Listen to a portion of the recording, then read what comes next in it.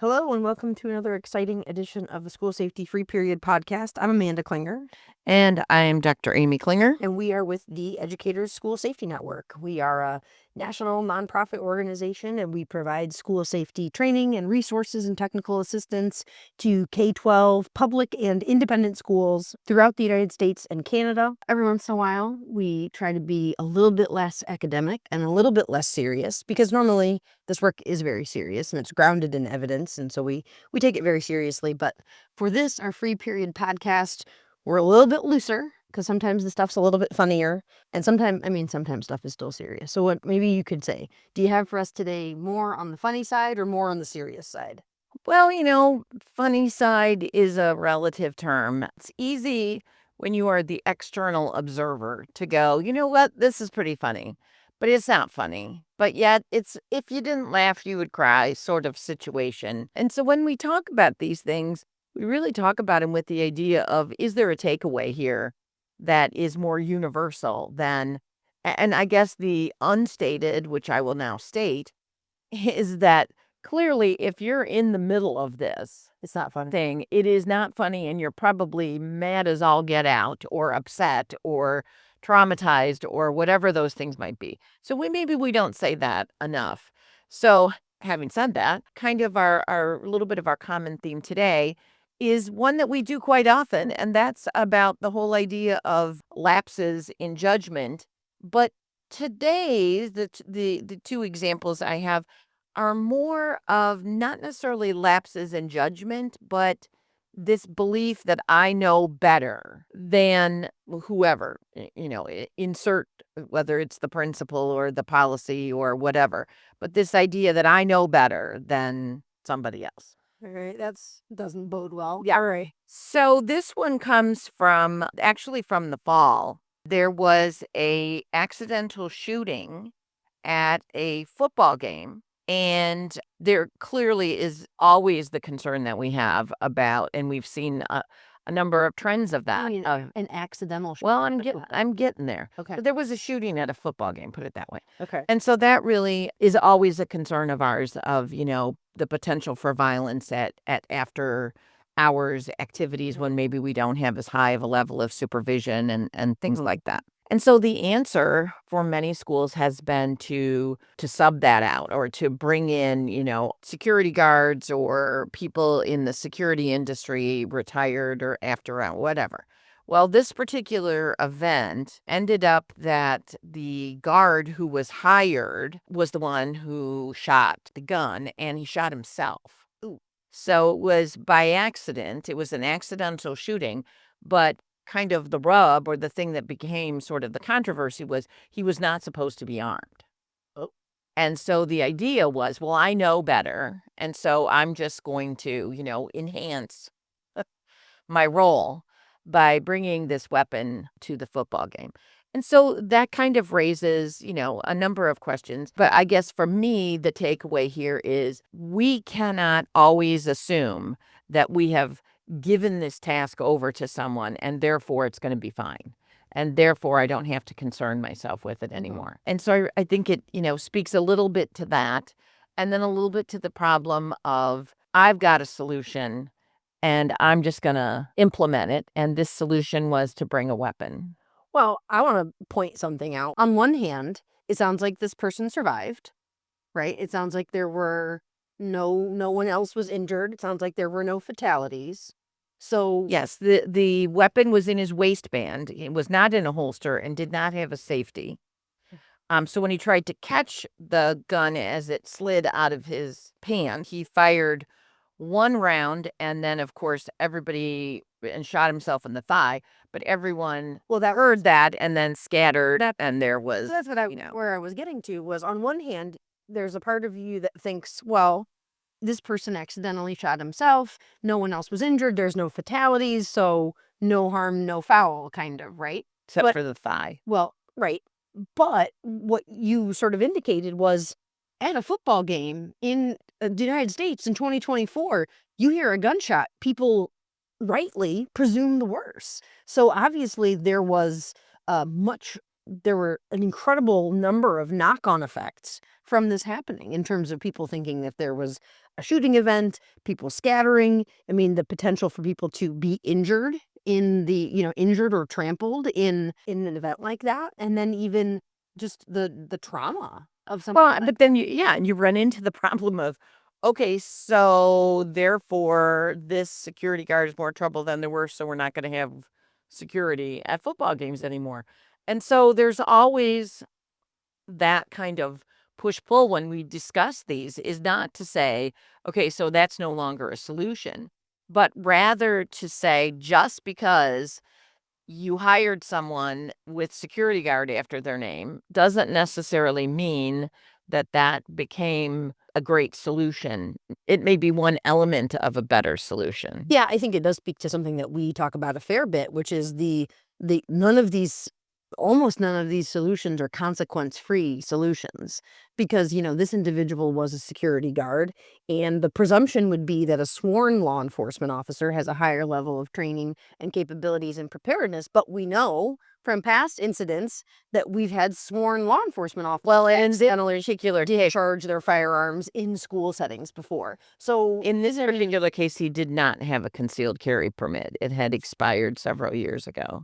well, so but you're talking from a legality standpoint. I'm talking from like a training and execution standpoint. The presumption is always, well, our sworn law enforcement, that guy was just, quote, just a security guard, a sworn law enforcement officer. We'd never have that problem. But we know that that does happen. There is the potential for human error. And anytime you introduce, weapons, it's potential for that human error to be fatal or dangerous. And so I think But I think the larger concern here is you have someone who took the law into their own hands, if you will, or decided this was a better idea without the appropriate permitting, without the appropriate equipment, because there's no holster and no safety. I mean, without permission. and yeah, and then sort of went, let me just, go out on my own and do this particular thing. And so, yeah, it's poor judgment, but it also is sort of that maybe there were not, and I guess let's try to look at the security guard's perspective. Maybe there were not clear and appropriate expectations communicated of what do I need from you? What are we supposed to do? Is there adequate staffing? Is there adequate job descriptions of this is what we need you to do and not do? And frankly, oftentimes an issue, were there enough school people there that knew the kids, that I have someone I can go to or I can get information from or I can report things to? So it's easy to point at this, security guard and go, there's the problem. But then there's always these extraneous factors. Yeah. Well, so I think you had said that some of the problem here was him choosing his own adventure. So I think the second one that we can talk about is someone else who decided to choose their own adventure. So you have a substitute bus driver in Colorado who is driving the kids home from school, driving elementary kids home from school, and allegedly the kids were rowdy and unruly, and the substitute bus driver was yelling at them and threatening, them. And we end up with, Well, not threatening them as in like threatening, but was like, attempting threatening them with to get them to behave. right, not threatening them with violence, but threatening them with consequences. And we come to a point where the bus driver has decided that they have enough and they drop the kids off just at the side of the road at a cemetery. It's 30 degrees out, and I think it's estimated that there was around 40 students who were left on the side of the road at a cemetery. So let me just get this out of my system. So here's all the awful things that you shouldn't say that aren't funny, but yet there is a part that goes, so were we doing like going on a bear hunt sort of a thing? And like we're gonna, okay, well, now we're gonna go on a ghost hunt and I just like drop the kids. I mean, of all the places, although I guess where else? I think my understanding, Was it deliberately a cemetery? Like I'm taking you to a cemetery? well, unless that was the threat, was if you don't sit down and be quiet, We're going to the cemetery. you're gonna end up in the cemetery. My understanding is I think that it was just sort of a coincidence, that it was like, get off. I need a Yeah. spacious place to leave 40 I kids. think it was like, I mean, couldn't you have taken 'em to Walmart or something? I don't think that it was like I took you somewhere. I think it was like, get off the bus now. I got the impression and again, none of this has been like super publicly released. From what I read, I got the impression that it was like, I've had exactly enough. I stopped, I pulled over, and I just happened to be in front of a cemetery. Get off, get out of the bus, get off right now. So obviously, 40 kids? around 40 kids. I mean, that's almost a full bus. They were real obnoxious. I mean, Yeah. had we not dropped anyone off? I mean, typically, from my experience, the option that frustrated bus drivers typically play is one of two things.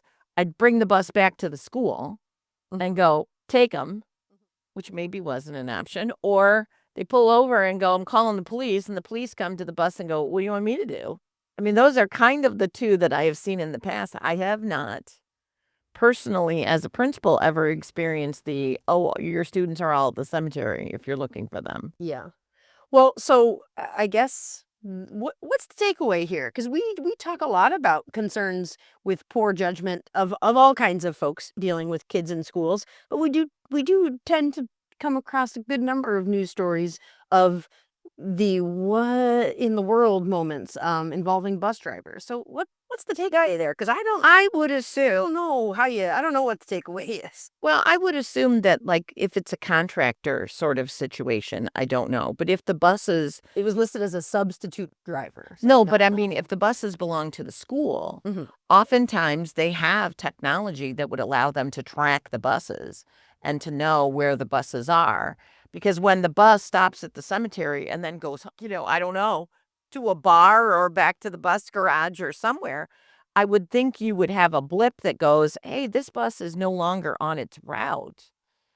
So maybe there are some technological capabilities, whether it's a whether it's a subcontracting company or it's the school district. I would hope that someone is paying attention to buses on their route, to see, did they complete the route? Did they stop at unusual places? Did they whatever? But I don't think that happened because it sounds like the kids kind of like Figured it out. no, like benevolent strangers like took the kids home. I wonder how pervasive that technology really is. I don't know, but you can do it with DoorDash. You can figure out when your food's coming. Why can you not figure out where the kids are? Because with DoorDash, it's the driver opts into it and it's using the GPS on your phone. So But there's GPS on buses. Buses have numbers on the roof so that you can track them from a aerial position. that's a good question. I don't know how pervasive technology. Well, if it is not, then perhaps that is something we should be investigating because, I mean, all things aside of her, or this person deciding that they're going to end the trip at the cemetery, what if there was, there's a variety of other situations where the bus could be abandoned, the bus could be going off a route, there could be, a whole host of different reasons why we would want to know, is the bus continuing on its route? Where did it stop? When was the last time a kid got off? That I would think if we can track your Big Mac on the way to your house, that you could figure out where the kid is. Well, and that's true, but even a technology like that. So we kick the kids off the bus at the cemetery.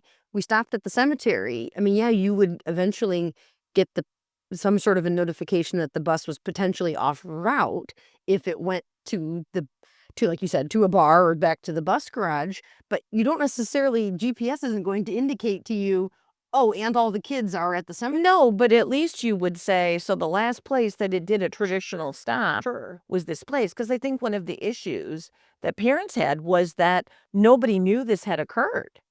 And so the kids were left to their own devices, kind of figuring out, do we live here now at the cemetery or do we figure out a way, and it sounds like people in the neighborhood took it upon themselves, thankfully, to make sure these kids got home. And I don't know to what extent the school was actually involved until, much later after the fact. Yeah. And that's why I think that, to me, that's the takeaway, is that we can sub these things out, but we cannot give up the duty of supervision, of checking, of knowing what is this person that I hired doing? And what is this person, and I know it's easy for us to say later, oh, somebody should be watching the bus route every single day. But we do need to have some checks in place by which we can, make sure that people are doing the thing that we think they're doing. Yeah. Well, so there you have it. Kind of a short one today, but some interesting things and some interesting food for thought. You can always send us your questions or your takeaways from some of these events. You can email us info@eschoolsafety.org. And don't forget to head to the website. We have tons of free resources. We have other episodes of this podcast. We have other information. And our website is www.eschoolsafety.org. So until next time, thanks. Bye.